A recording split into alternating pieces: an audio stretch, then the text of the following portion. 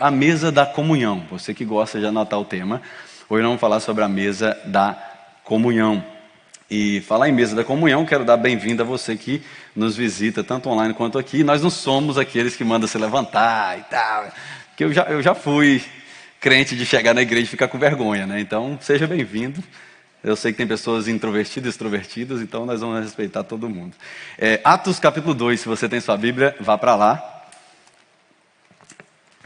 Mesa da comunhão, nós vamos falar um pouquinho sobre o que estava acontecendo aqui em Atos 2, para o início da igreja. No capítulo 2 aqui você vê o início da igreja na face da terra.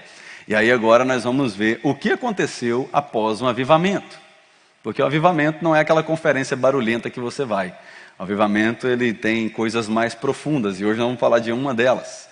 Capítulo 2, versos 42 ao 47, se você achou, diga amém.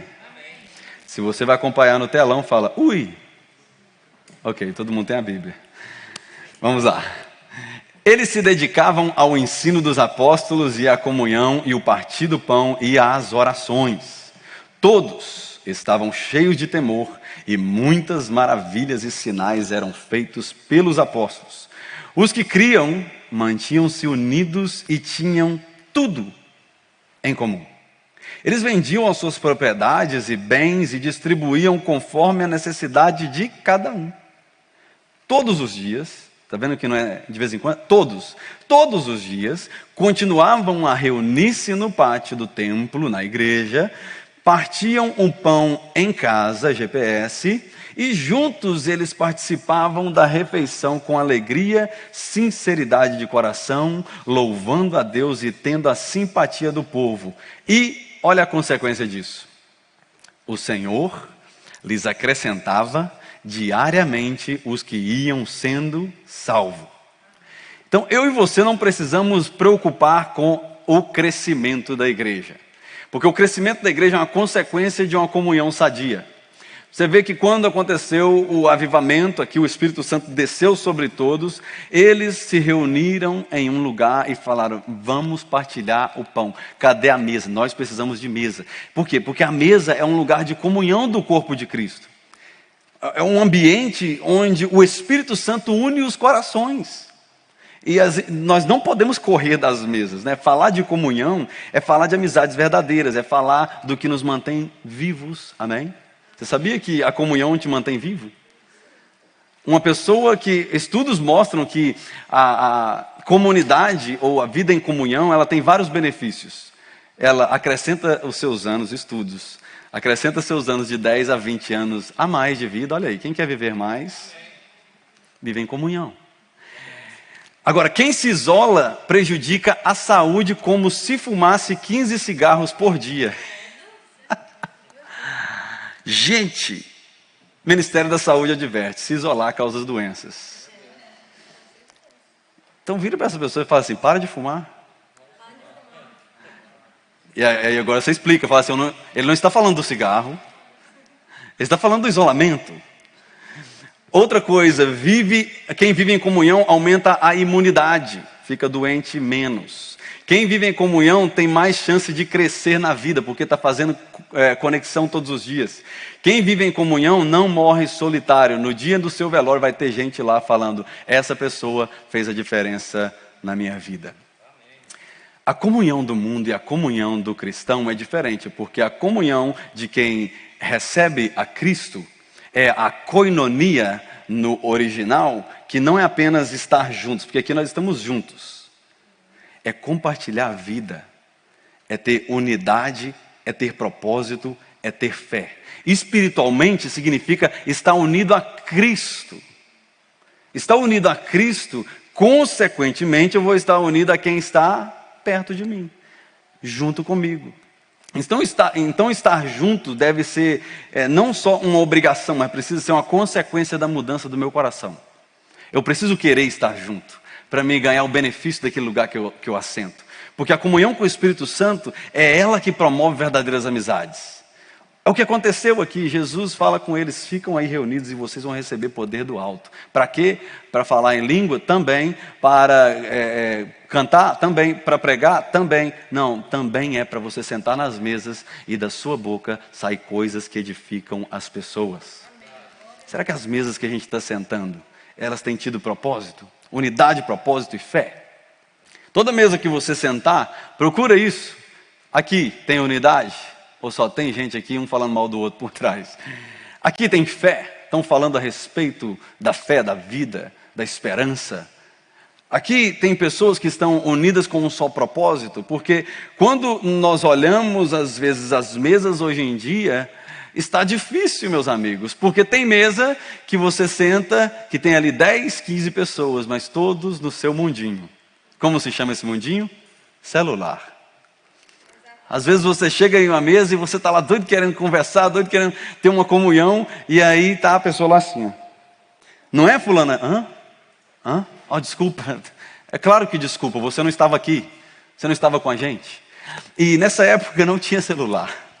Então por isso que nós temos que voltar à igreja no início, na igreja primitiva, para nós sabermos qual é o modelo da igreja. O modelo da igreja é o modelo de Bíblia de papel. Eu não sou contra o celular, para você olhar a sua Bíblia, o tablet, o computador, porque eu também uso essa tecnologia. Mas se você abre ele e o seu dedo fica coçando para ir para outra rede, então você precisa de uma Bíblia de papel. Se você consegue ficar só na Bíblia, tudo bem. Então, quando a gente olha esse consumismo, essa dopamina barata que a gente põe em mente, que é essas redes sociais que estão nos bombardeando todo dia, aí nós deixamos de conectar com pessoas que realmente importam, que estão do nosso lado. Você acha que se você ficar 5 horas na rede social, olhando a vida de pessoas importantes, vai fazer alguma coisa na sua vida? Não. Mas senta 5 minutos do lado de uma pessoa importante. Você vai ver como que aquilo faz a diferença na sua vida. Porque nós estamos assistindo pessoas importantes a viver. E nós não estamos dando importância a pessoas importantes na nossa vida. Seu pai, a sua mãe, seu esposo, sua esposa, seus filhos, seus amigos. Sentou, fala alguma coisa para agradar essa pessoa. Semana passada, junto com os americanos, nessa semana, quarta-feira, o senhor que controlava o som aqui da igreja americana faleceu. Ficou 2 semanas no hospital com câncer e ele faleceu essa semana. Eu pude estar lá na segunda, antes dele partir, ali conversando com ele, nós do time do louvor, dando para ele ali, falando para ele durante esses 20 anos que ele serviu à igreja, o tanto que ele era valioso. E depois nós sentados conversando ali, alguns falavam assim: uau, eu queria ter tido esse tempo que a gente teve com ele, com o meu pai, com a minha mãe, quando ela partiu. E às vezes nós esperamos partir para a gente falar que ama. Aí sabe o que aconteceu? No ambiente todo mundo ficou assim: eu te amo. Já te falei que eu te amo? Nossa, você é muito... Aí começa a vir aquele amor. É porque nós estamos conectando de volta à raiz do que era para ser conectado. É você olhar para alguém e se importar com a lágrima que desce do olho dele, ao invés de falar assim: não tenho tempo nem para perguntar o que está acontecendo. É você dar importância àquela pessoa que quando ela partir, você vai sentir saudade dela. Jesus, ele partiu também, deixou os discípulos. Mas antes dele partir, volta a um capítulo aí, capítulo 1, verso 4. Antes dele partir, ele deu um conselho. Ele falou: eu estou indo, mas eu não quero que vocês fiquem murmurando aí. Nossa, se Jesus estivesse aqui na minha frente de novo, imagina Pedro. Eu ia falar isso para ele. Não, ele teve a oportunidade de ser revestido com o poder do alto, mas aqui, antes disso, Jesus fala no versículo 4. Em certa ocasião, enquanto comia com eles, mesa, de novo, ele deu essa ordem. Marque isso na sua Bíblia: não saiam de Jerusalém, mas esperem pela promessa do meu Pai, a qual eu falei a vocês. Então Jesus dá uma ordem. Ele dá uma ordem, não é uma sugestão. Ele dá uma ordem: esperem a promessa, esperem ser cheios do Espírito Santo antes de vocês expandirem a comunhão. E quando eu olho para esse texto, essa ordem de Jesus, eu lembro que como cristão, Jamile, eu preciso primeiro fazer amizade com o Espírito Santo antes de querer fazer amizade com alguém. Eu preciso ser cheio do Espírito Santo antes de encher a minha mesa. para que eu tenha discernimento do que eu preciso ouvir e quem precisa esvaziar a minha mesa. E essa promessa, ela é para todos. Ela é para mim e para você, de ser cheio do Espírito Santo. Eu não sei qual conceito você tem de ser cheio do Espírito Santo, mas o cheio do Espírito Santo, ele foi banalizado nos nossos dias. Ser cheio do Espírito Santo hoje, as pessoas classificam com quem dá o glória mais alto dentro da igreja. A pessoa às vezes classifica ser cheio do Espírito Santo o que roda mais no poder. Classifica ser cheio do Espírito Santo quem fala em outras línguas. Mas ser cheio do Espírito Santo é quem sabe controlar a sua língua. Ser cheio do Espírito Santo é quem sabe sentar a mesas e agregar a elas. Ser cheio do Espírito Santo é sair de amizades erradas, a qual prejudicava você, para que você venha viver uma vida saudável. O nosso lema aqui é inspirar qualidade de vida. E essa qualidade de vida, ela só vem através da amizade com o Espírito Santo. Porque muitos desafios que nós enfrentamos têm a ver com as mesas que a gente senta. É sério. As mesas, elas podem te dar um antídoto, um remédio para a cura, ou elas podem também causar um veneno mortal dentro da sua alma. Então, acorde de manhã, dê um bom dia para o Espírito Santo, antes de dar bom dia no seu Instagram. Acorde de manhã, abra a Bíblia antes de abrir as redes sociais. Sente-se à mesa com o Espírito Santo antes de sentar à mesa de fechar negócios. Tem gente que vai fechar negócios importantes sem orar. Como assim, meu irmão? Você não quer ter certeza de que isso vai dar certo? Então, ore primeiro. Eu amo quando pessoas me ligam e falam: pastor, estou para fazer esse negócio, estou para mudar de emprego, estou para fechar esse negócio. Tem como o senhor estar em oração comigo? Maravilha. É uma pessoa que entendeu o poder da mesa. E a mesa não é um móvel. A mesa é um lugar que eu e você descobrimos que precisamos de discernimento. Então, sente-se à mesa com o Espírito Santo para que você tenha discernimento. Abra a Bíblia para que você conheça a palavra de Deus, porque a intimidade com o Espírito Santo é ela que promove afinidade com os amigos de Deus. Eu conheço quem é amigo de Deus. Eu fecho negócio com quem é amigo de Deus. Eu olho para a pessoa e falo: sei não me cheirou bem. Tem alguma coisa aí. Você já ficou assim? Talvez essa convicção que você está precisando dentro de você, de não apenas achar que tem alguma coisa errado, mas receber uma revelação do alto do que está errado. De você falar assim: não é para mim ficar à mesa com essa pessoa. Não é para me escutar o que ela está aconselhando eu fazer. Porque se os seus relacionamentos estão quebrados, se tem sentido falta de amizade verdadeira na sua vida, se os amigos já te traíram um dia, e muitos de nós já fomos traídos um dia, está sentindo só? Relacionamentos quebrados? Vou falar igual, não esqueci qual programa que é. Seus problemas acabaram. Eu tenho a solução para você. Qual é a solução? Quem já aprendeu? Seja cheio do Espírito Santo. Essa é a solução para relacionamentos quebrados, é ser cheio do Espírito Santo. Ser cheio do Espírito Santo é ter as coisas boas de Deus para falar. É ter alegria no coração, é amar as pessoas, amar a Deus. E aqui está o segundo passo para nós partirmos para essa mesa saudável que o Senhor tem preparado para nós. Que é quem tem a mesa com o Espírito Santo, ele tem fome da palavra. Não tem como você falar que você tem mesa com o Espírito Santo se você não gosta de ler a Bíblia, que você não gosta de ouvir uma pregação. Eu e você precisamos de instrução. E o que você está fazendo hoje, você deve dar um glória a Deus, porque você separou esse tempo para você ouvir uma palavra que não vem de mim, vem do Senhor. Durante a semana, eu fico esperando do céu. Falo: Senhor, se o Senhor não falar, eu não subo lá. Porque eu não tenho condições de dar instrução para os seus filhos se não for da tua palavra. Então a pergunta: qual foi a última vez que você estudou a palavra de Deus? Qual foi a última vez que você leu a Bíblia? Não precisa responder, é só uma pergunta. Por quê? Porque eu quero, em João no capítulo 8, verso 31, vai aparecer aqui para você, a palavra de Deus diz assim: Jesus disse aos judeus e aos que haviam crido nele: se vocês permanecerem firmes, onde? Na minha palavra. Se vocês permanecerem firmes na minha palavra, verdadeiramente serão os meus discípulos. Aí agora 2 pontinhos. Então, se vocês permanecerem na minha palavra, vocês se tornam meu discípulo. Aí então, vocês conhecerão a verdade. E a verdade vos libertará. Então, para com esse negócio de achar que todo mundo é discípulo de Jesus. Só porque vai na igreja, só porque batizou. Discípulo de Jesus é quem fica firme na palavra. Então, quem não lê a Bíblia não é discípulo. Quem não lê a Bíblia é apenas um seguidor. Jesus tinha muitos seguidores. Você talvez tenha muitos seguidores. Eu talvez tenha muitos seguidores. Mas quem é o discípulo que eu estou fazendo? Quem é o discípulo que está sentando à minha mesa? E não precisa ser muitos, tá? Jesus caminhou por 3 anos para mudar o mundo e ele escolheu só 12. E ainda um falhou. E o outro negou.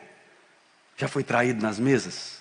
Já chamou pessoas para sua intimidade e se arrependeu? Jesus passou o mesmo. Para mostrar para mim e para você que isso é a realidade. Só que a frustração, a traição na mesa não pode impedir você de promover a mesa. Você precisa continuar promovendo a mesa, porque às vezes nós somos criticados na mesa, às vezes nós vamos no GPS e acontece alguma coisa lá e a gente fala, não, aqui eu não volto mais. A gente vai em uma casa e chega lá na mesa, acontece uma briga, a gente fala, não volta aqui mais. E aí você fica traumatizado com mesas. O quê? Conversar? Não, estou fora.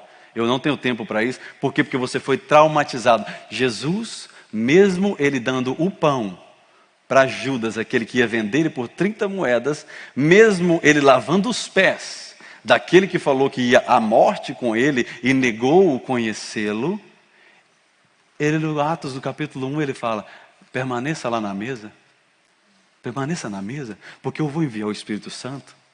Ele é quem vai ajudar vocês a ter uma comunhão verdadeira. Quem não lê a Bíblia, meu amigo, essa pessoa está vulnerável aos ataques do inimigo. Então as nossas mesas precisam ter mais comunhão do que confusão. Quantos creem nisso? Você acha que é melhor ter comunhão ou confusão nas mesas? Mas como promover uma comunhão saudável? Vamos falar um pouquinho da nossa boquinha? Faz um biquinho aí. Vamos falar da nossa boquinha? Porque a boca, as palavras que saem da boca, elas foram colocadas no nosso coração. Então para com esse negócio de você falou sem pensar. Porque o que você falou estava aí dentro. Você só não processou, mas estava aí dentro. Então cuidado com as portas do seu templo. Você é templo do Espírito Santo. E aquilo que entra, ela pode arruinar o que Deus já colocou aí dentro. Então a boca, ela é a porta de saída do depósito das coisas que a gente carrega no coração. E às vezes nós falamos coisas e achamos que devemos ser perdoados porque nós falamos sem pensar. Não, antes de você abrir a sua boca, faça uma varredura no seu coração. Porque às vezes a gente conversa com pessoas e elas conseguem. Nossa, é muito maravilhoso isso. Eu queria saber, isso é um dom, sabia? Existe pessoa que tem um dom de xingar lá fora, ter umas palavras diferentes lá fora, um vocabulário diferente lá fora da igreja, e aqui dentro tem um outro vocabulário, parece que pega um outro dicionário dentro da igreja. Aí começam as palavrinhas mais bonitas dentro da igreja. Mas lá fora, menina, sai de perto. É um dom. Não vem de Deus, mas é um dom. Então cuidado com o que sai da boca. Você já ouviu a pessoa falar, fala a boca o que o coração está cheio? É porque tudo que sai da boca é o que está dentro do coração. Se eu não preparasse nada para falar para vocês aqui, não ia sair nada que prestasse da minha boca. Então nós precisamos nos preparar. Porque às vezes o conflito que nós estamos tendo dentro do nosso matrimônio é porque a gente só fala sem pensar. A gente não coloca para dentro coisa boa, e aí na hora quer que saia coisa boa. Não sai. O que você não coloca para dentro, não sai coisa boa. E sabe uma outra coisa que confunde a nossa vida? É da gente falar assim, gente, eu não sei o que está acontecendo, porque eu só semeio coisas boas. Eu vou nas mesas, eu só falo coisas boas. O que eu estou semeando é coisa... Eu faço oração, eu estou fazendo jejum, eu vou na igreja, eu converso com as pessoas, eu estou sendo verdadeiro. Mas por que eu estou colhendo coisas más? Não sei se você já passou por isso. De você semear coisa boa e você achar, que eu vou te mostrar que não é colheita, que está colhendo coisa má. Não é colheita. É falta de vigiar. Eu te dou um exemplo simples. Nós moramos numa região mais rural. Aqui eu posso usar isso. Estávamos em Salisbury, num aniversário do lado de fora, e aí atrás assim tem uma plantação de milho. E estava lá os trator, jogando o milho ali, arando a terra, jogando as sementes. E aí depois pararam tudo, e a gente começou a escutar só. Pau, pau. Falei, que isso, gente? Tá tendo tiro aí. Aí o cara veio me explicar o que é isso. Eu falei, uau, que ilustração simples para mim. Mostrar aos irmãos que às vezes não é colheita, é falta de vigia. Porque eles colocaram os tratores, eles araram a terra, eles jogaram a semente, e aí todo o barulho se foi. Desligaram as máquinas e poderiam ir embora, porque plantaram coisa boa, não é? Não, sentaram, pegaram a garrucha, botaram ali, sei lá como é que eles usam lá, a pólvora, e os passarinhos começam a pousar, os gansos, os patos, para comer a semente. Aí sabe o que eles fazem? Para espantar. Eles não matam ninguém. Para espantar. Às vezes mata, né? Sai da frente. Para espantar, para ninguém comer a semente. O nosso problema é, eu não estou falando de um pato. O nosso problema é que toda vez que a gente semeia uma coisa boa, o inimigo tenta roubar a nossa semente. E você precisa de proteger a sua semente. Faz um tic-tic na sua garrucha aí. Você precisa proteger a sua semente. Como, pastor, que eu protejo a minha semente? Salmos 34, verso 12 ao 14. Porque aqui em Salmos 34 nós vemos o Davi, que ia se tornar rei de Israel. Já tinha sido ungido como rei de Israel, mas estava aqui sendo perseguido por Saul, que era um rei invejoso. E Davi começa a correr, começa a fugir, plantando coisa boa. Estava lá na mesa de Saul ficava endemoniado, o que ele fazia? Tocando a harpa. Mas mesmo assim o homem jogava flecha, ele desviava, teve que correr. Está correndo, está no deserto. Podia estar reclamando, peraí, eu só plantei coisa boa, por que eu estou colhendo isso? Aí sabe o que ele faz no verso 12 ao 14? Ele nos dá um conselho para quem quer viver bem. Tenha certeza do que você está plantando e não deixe com que a dúvida entre no seu coração. Olha o versículo 12 ao 14. Quem de vocês ama a vida e deseja viver uma longa vida e bem? Guarde a sua língua do mal e os seus lábios de proferir mentiras. Afaste-se do mal e faça o bem. Busque a paz com perseverança. E eu sinto a presença de Deus aqui. Davi, ele estava sendo perseguido, meus irmãos. Mas quando ele abre a boca, só sai palavra de bênção. Se você está sendo perseguido, se você está sendo traído, se você está sendo rejeitado, e isso muda o seu vocabulário, preste atenção. O seu coração já estava contaminado. Ele só precisava de um gatilho para jogar tudo para fora. Tem pessoa que vai guardando coisinha assim, ó, pim, pim, pim, pim, pim, pim, pim, pim, pum. Depois implode. E aí a primeira pessoa que vem na frente, libera tudo. E Davi, ele está falando aqui que aquilo que eu sou, a semente que foi plantada no meu coração, que é a palavra de Deus, independente do que as pessoas estão fazendo ao meu redor, não pode mudar o que sai da minha boca. Ele estava sendo perseguido, ele tinha sido rejeitado, eles queriam matar ele, e aí ele vira e pergunta: quem de vocês quer ter vida longa? Tira os lábios da mentira, afaste-se do mal, faça o bem. Ele não parou de fazer o bem. Ele poderia muito bem pegar a espada, porque ele era bom de espada, e ele falar: quer saber? Está querendo briga? Então vai ter briga. E é assim que a gente faz. Conselho: não desça rapidamente para o ringue.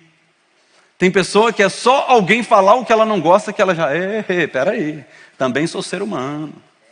Não, você é ser humano dominado pelo Espírito Santo, calma aí.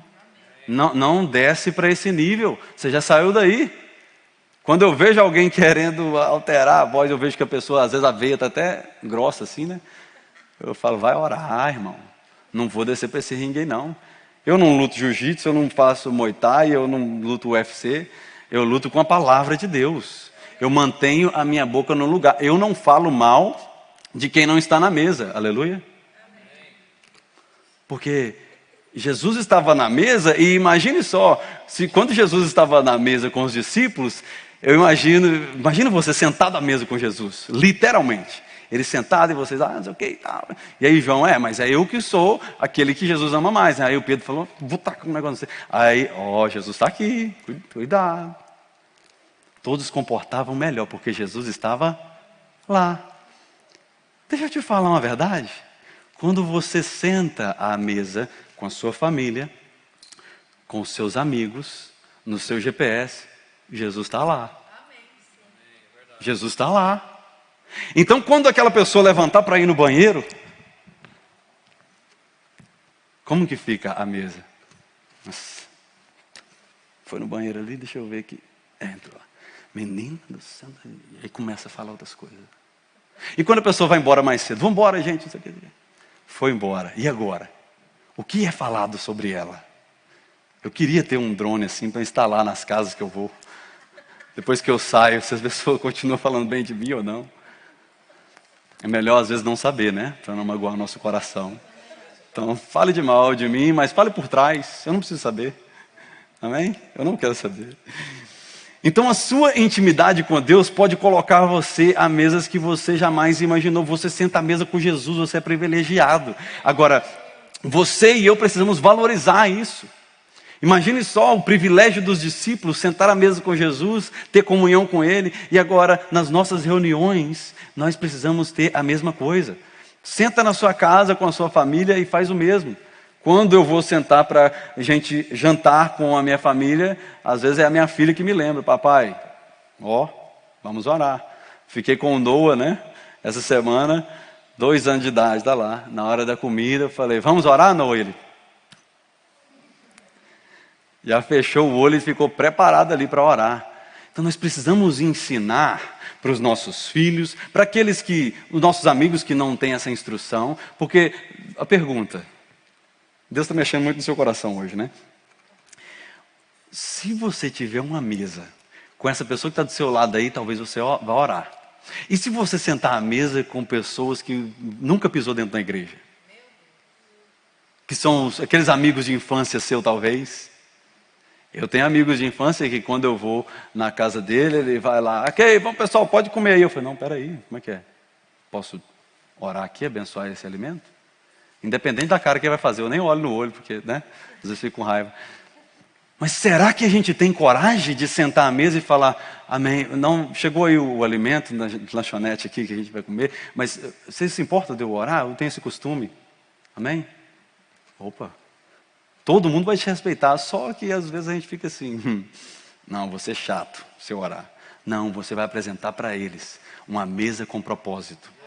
Uma mesa que reconhece quem é o dono da provisão.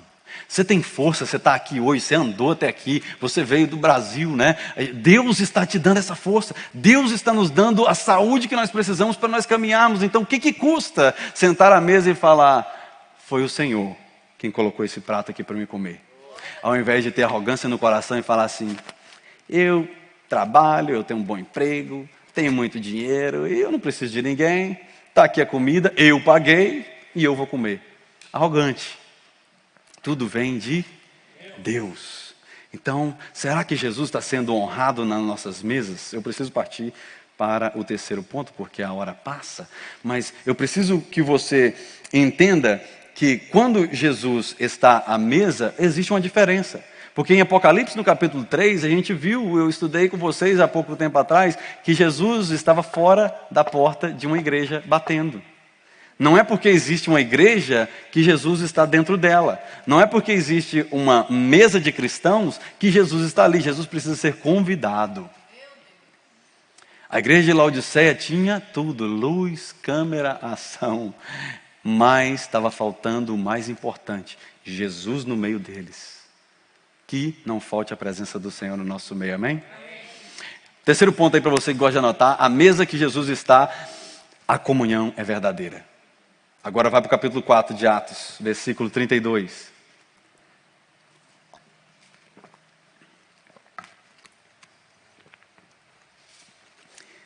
Capítulo 4, versículo 32 diz assim: a multidão dos que creram, uma era a mente e um era o coração.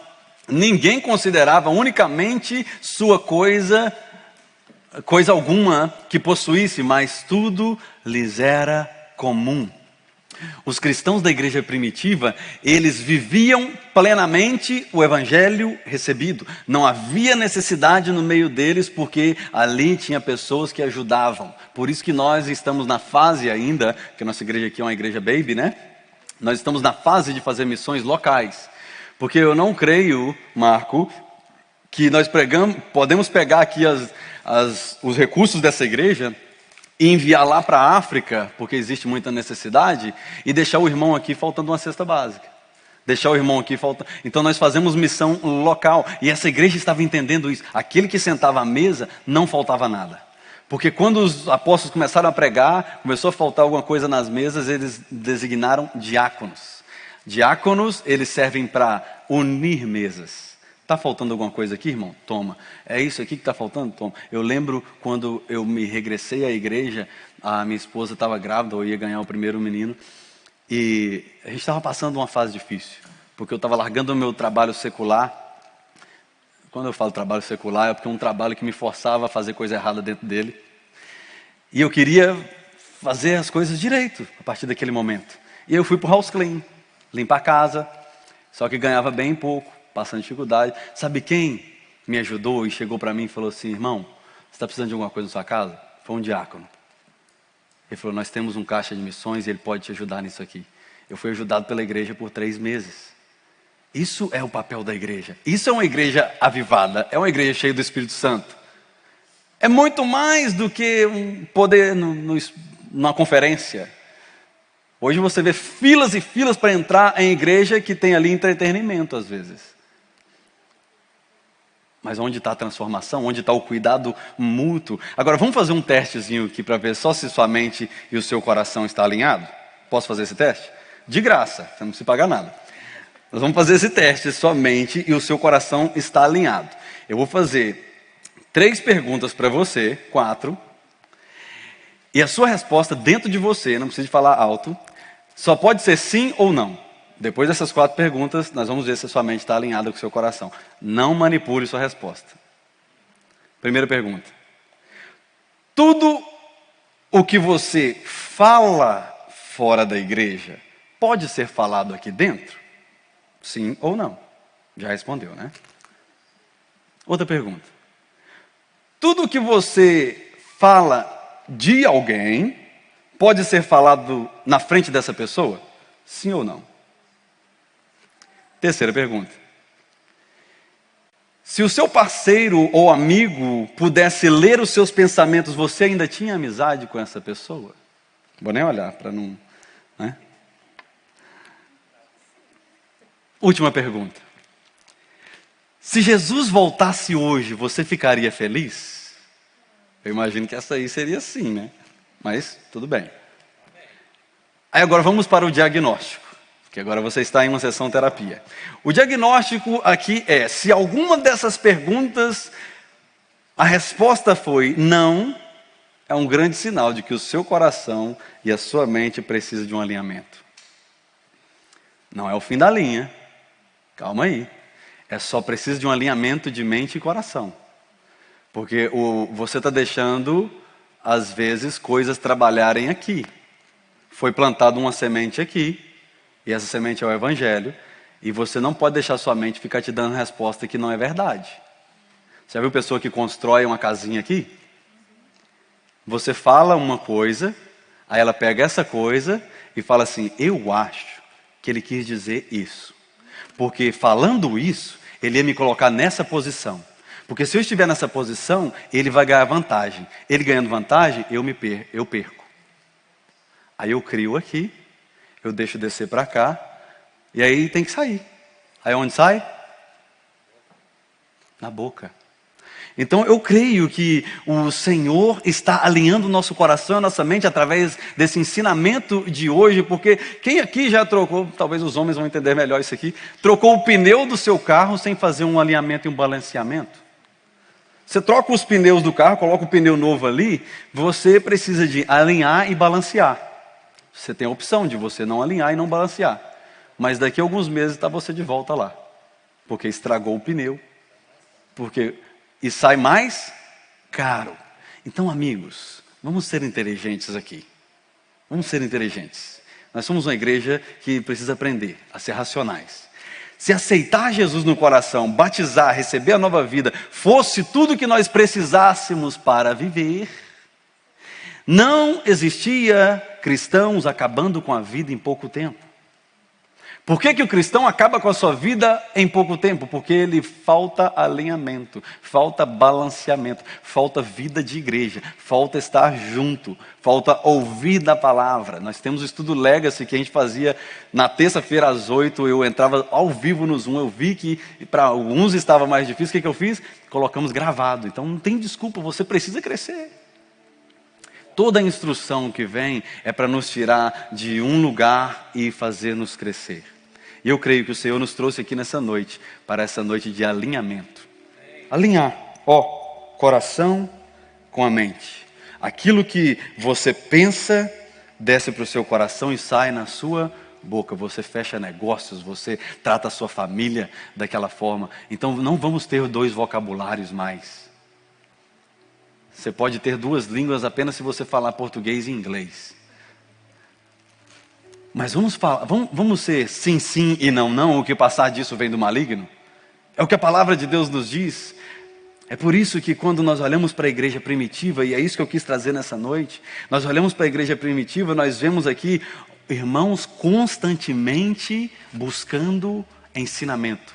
A palavra de Deus que nós lemos no versículo 42 do capítulo 2 diz que eles buscavam todos os dias os ensinos dos apóstolos. Então eu deixo para você algo para você refletir. Será mesmo que ir na igreja de vez em quando pode me ajudar a permanecer num casamento por 50 anos, 60 anos? Será que ir na igreja de vez em quando me ajuda a fazer negócios com propósito? Que depois eu não vou me arrepender lá na frente? Tomar decisões? Chega de mesa sem propósito. Chega de perder tempo com o que é insignificante. Chega da insatisfação em nossas mesas. Seja satisfeito com o arroz e feijão. Seja satisfeito com o carrinho que você tem. Seja satisfeito com a casa que Deus te deu. Seja satisfeito com esse esposo, essa esposa que Deus te deu. Talvez precise de uma guaribadazinha, mas é o que Deus te deu. Está aí. É bênção. Se você é jovem, que você olhe para a vida e fala assim, uau, eu tenho muitos anos para viver ainda. Ao invés de você olhar para alguém que já é mais velho e está fazendo burrada e falar assim, olha aí, deveria estar me ensinando e não está. Não, olha para a vida. Eu lembro que antigamente, hoje, pelo menos eu não vejo isso. Eu quando era criança, eu entrava em conversa de adulto. Você era assim quando você era criança? Aí os adultos ficavam assim, sai para lá menino, isso é conversa de adulto? Mas sabe, eu estava refletindo nisso, Thaís, esses dias. Por que as crianças não entram nas conversas de adulto hoje? Sabe por quê? Porque ao invés de ensinar elas, nós estamos pegando um device e falando, fica calado aí. Bota um videozinho, 3 palavrinhas só, fica aí vendo, é conversa de adulto. E a gente não sabe o benefício que é para os nossos filhos ouvir conversa de adulto. É lógico que tem conversa que seu filho não pode participar mesmo. Mas sentou à mesa, filho, depois você pega esse iPad seu, depois você pega esse... Vamos sentar. Ah, mas eu não estou entendendo. É isso mesmo. É porque você não está entendendo. E se você não ouvir, você nunca vai entender. Vamos ficar aqui. Para ele ouvir o que você conversa, porque eu lembro disso, o tanto que depois, eu tinha 12 anos de idade, eu já trabalhava, com 15 anos de idade eu me formei a mecânico profissional no Brasil, pagava minhas contas, comprei a minha motinha com 15 anos de idade. Aí você vê hoje, menino de 15 anos de idade, que você tem que comprar o celular para ele da última geração, porque nem vender limonada na porta da casa, ele pode. Não é uma crítica, tá? É uma realidade que eu estou apresentando. Não estou criticando ninguém. Mas o que eu e você precisamos pensar para me partir para a oração é que quem sabe hoje Deus colocou você aqui para refletir um pouco a respeito das mesas que você está sentando. Talvez você percebeu dessa pregação aqui que algumas coisas precisam ser alinhadas, algumas mesas precisam ser viradas. Não fique com dó de virar a mesa que é prejudicial. Não fique com dó de virar a mesa que não era suposto estar ali. Porque às vezes a gente senta em mesa e a gente vê pessoa ali detonando a outra e a gente fica. Não, vira a mesa. Ô, irmão, dá licença. Você quer que eu continue aqui? Então vamos falar de quem está aqui? Quando essa pessoa estiver sentada, a gente fala dele. Nossa, pastor, mas se eu falar isso, as pessoas vão ficar tudo... ele aí é santinho. Não, não é santinho não. É pessoa que entendeu que o ouvido não é uma lixeira. O seu ouvido não é uma lixeira, o seu coração não é um esgoto. Porque pessoa que deixa o ouvido virar lixeira e o coração um esgoto, o próximo passo é a má água na alma. A mágoa na alma. Mas eu preciso orar com você. Só quero ler o último versículo que está em Mateus capítulo 9, verso 10 e 11.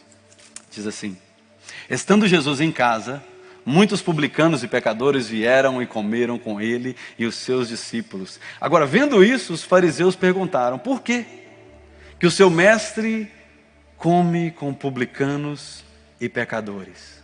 E aqui vai a resposta para nós nessa noite. É que a mesa de Jesus, ela inclui graça, ela inclui aceitação, ela inclui restauração, ela inclui comunhão e o mais importante, transformação. Porque Jesus não aceita ninguém à mesa sem propor uma transformação. Todos que sentaram à mesa com Jesus não sentaram para sair da mesma forma. Então não vale nós falarmos assim: Jesus aceita todo mundo. Meia verdade. Ele aceita. Mas quando todo mundo que vai jogar pedrinha em você sai fora, ele fala: e aí? Vamos viver diferente? Eu creio que é isso que ele está fazendo essa noite. Se eu pudesse ficar de pé, eu queria orar com você e dar a oportunidade de você agora ter essa resposta, porque o Senhor, Ele envia uma palavra e Ele espera uma resposta do nosso coração. Jesus não nos deixa levantar da mesa do mesmo jeito. Sentou à mesa com Jesus hoje, Ele sempre vai ter uma resposta para o seu coração. Eu creio que hoje o Senhor já colocou respostas no seu coração. Tinha mesa que você estava agindo diferente e agora você vai agir de uma forma mais saudável. Tinha mesa que você estava que você viu que não dá para sentar lá mais. Tinha mesa que você estava que agora você vai sentar posicionando-se diferente. Feche seus olhos, eu quero orar com você. Senhor Jesus, nessa hora, Pai, é um momento onde nós refletimos naquilo que ouvimos.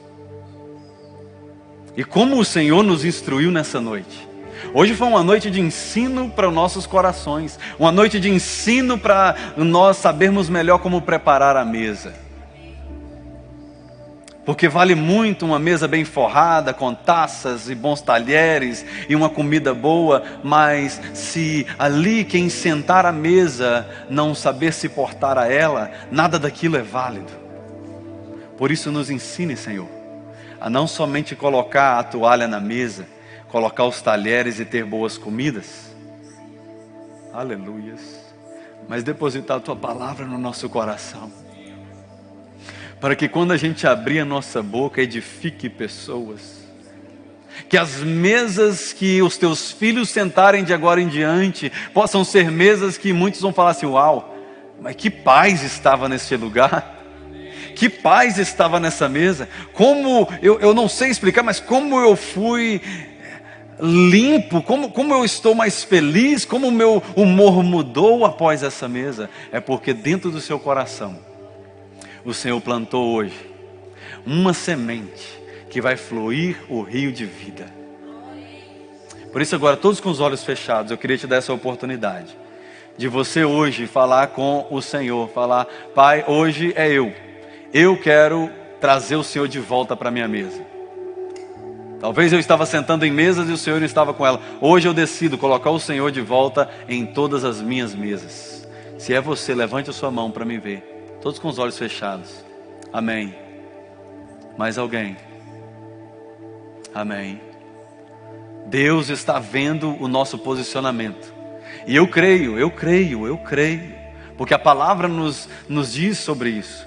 Eu creio que aquele que convida Jesus para sentar nas mesas, ali não falta o pão, ali não falta o vinho, ali não falta uma conversa agradável, ali não falta Jesus transmitindo para você a força que você precisa para o amanhã, ali não falta visão do futuro que Ele tem para você. É isso que Ele fala aos nossos corações hoje. É eu quem tenho um futuro para você, é eu quem sei os planos para você. Então, quando você convidar Jesus para a sua mesa hoje, entenda, Ele vai transformar algumas coisas para o seu bem.